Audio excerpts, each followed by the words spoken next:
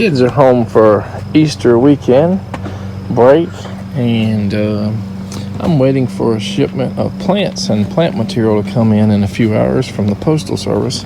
I'm kind of surprised they're open on Easter Saturday. This is so far our largest avocado of the season.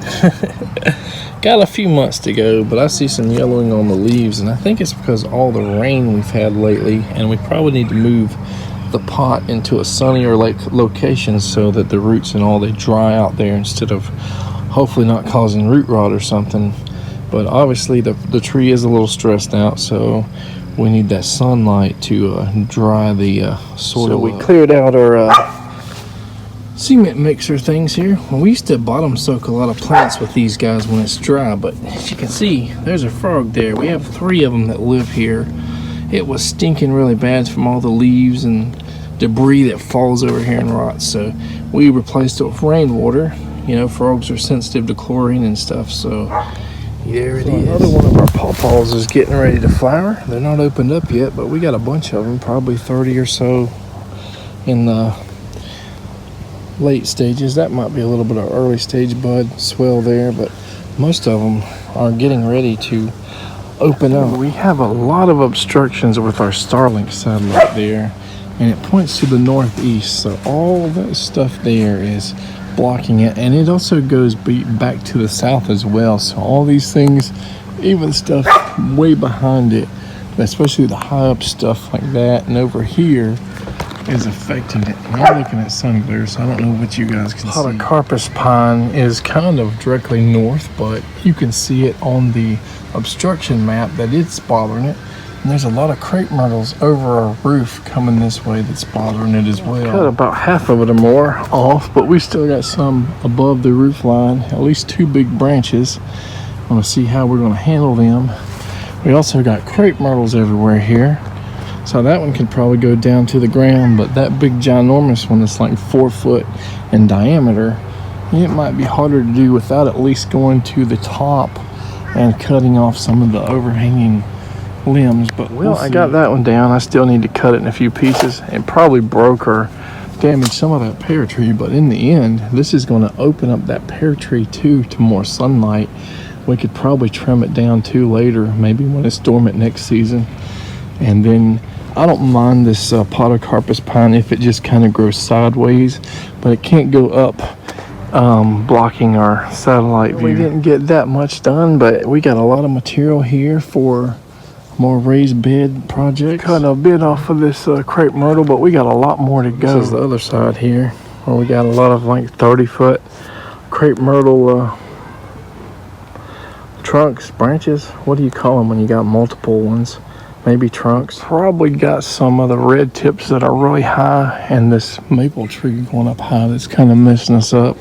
This maple here is probably 50-60 foot, maybe a little bit taller. That area where it's overhanging this way, it's definitely catching some of the obstructions there. It's probably like 4 or 5%, maybe less than that, but it's way too big for me to cut. View this area again. So maple, crepe myrtle still overhanging and blocking, and then there's an oak tree not on our property, but it does kind of overhang to our property that needs to be pruned. Well, the package that I've been waiting for is here. Plant material. I get stuff from Fruitwood Nursery. It always seems like they're sending, you know, these boxes that I would have, like in the 80s and 90s, got baseball card sets in. All right, let's see what we got. So there's our 2 Comfrey divisions, and you could probably divide that another 1 or 2 times, but I'm not greedy. It looks like wherever they planted this was in like mud or clay. Doesn't look like our really dark dirt at all. This out though, right there is probably where it's getting ready to bloom. Now it may not bloom once we repot it. You know, it could just die down from the top or something from stress, transplant stress, but hey, that's what we want. This guy here will bottom water, and this is going to be given away as long as it survives. I think this other guy goes into one of our raised beds here. We're so wanting to plant something in the ground. Let's put them in a raised bed. Maybe we'll get some more later if we don't divide these. I definitely wanted to have at least 2, so if I tried to divide one and it died or whatever, we would have a backup. So we'll see how it goes. Okay, so there she is. We put it on the raised bed number 1 on the south end of it. Hopefully it doesn't get too much sun here and like kill it or make it sad, but if it does, we'll try again. And we got Comfrey, Atwood, Scionwood for pawpaws, Excell Fig cutting rooted, Wellington Mulberry scion, Kazake Pomegranate rooted cutting, Medavyi Pomegranate, Dollywood American Persimmon Scionwood, Verte Fig, Tena Fig, Emalyn's Purple Fig, Collier Mulberry Scionwood, Oscar Mulberry Scionwood, and Riverview Russian Mulberry. There we go. There's the rest of them. Just bottom watering them. And if they sink down too much, we'll just add a little bit to the top and put them away in the shade. All right, so there's two not so pretty grafts. I just tightened it here and then kind of wrapped not quite around the buds because this isn't tape that will allow the buds to break through. So I'm going to come cover it later with some aluminum foil so they don't dry out. This is KSU-Atwood or Atwood, I think. Not the prettiest grafts you ever see. What I did was cleft graft everything. And I've never did mulberries. I have done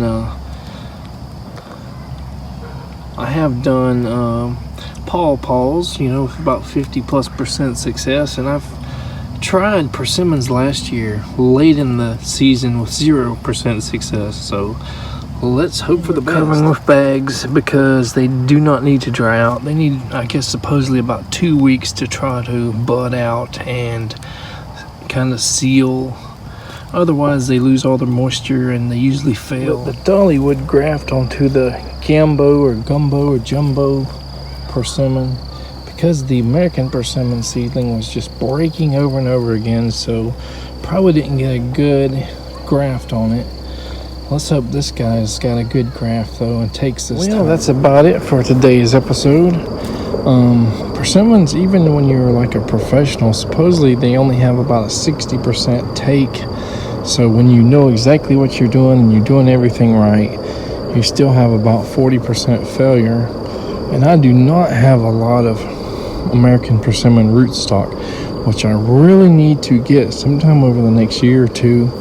But maybe, if we don't, we don't. I guess we just move on and go forward without it. It's hard to find a decent price on American persimmon rootstock. Sometimes it sells out really fast from certain nurseries. Sometimes you have to buy 500 of them to get a decent price. Sometimes they're just individually, $7, $8, $10, $20 a piece. So that's not worth it. So you have to kind of know somebody locally maybe that will, or a nursery, befriend a nursery that grafts, and when they're bulk buying, 200 or 500 rootstocks, maybe you can chip in and get some from them, or maybe they'll give them to you for buying other plants. I don't know. In my area, and if you've been here on our channel for a long time, watching our garden vlogs and videos, you know that American persimmons really aren't readily available, especially as like grafted cultivars and stuff in the South, at least in Florida. They're just not popular because Asian varieties are so much bigger. They have varieties that, are not astringent. They don't have to have a frost, that apparently American persimmons need a frost before you can eat them. I don't know if you can freeze them in the freezer and make pulp, dry it slowly, thaw it out or whatever, like a lot of your like Hachia persimmons or whatever. I haven't really experienced American persimmons much. The trees can get really huge versus, Asian persimmons. What do Asian persimmons get? 15 to 25 feet. American persimmons like 60 feet sometimes. With that said, in the heart of permaculture, you kind of want to do a little bit of everything, whether it's pecans, chestnuts.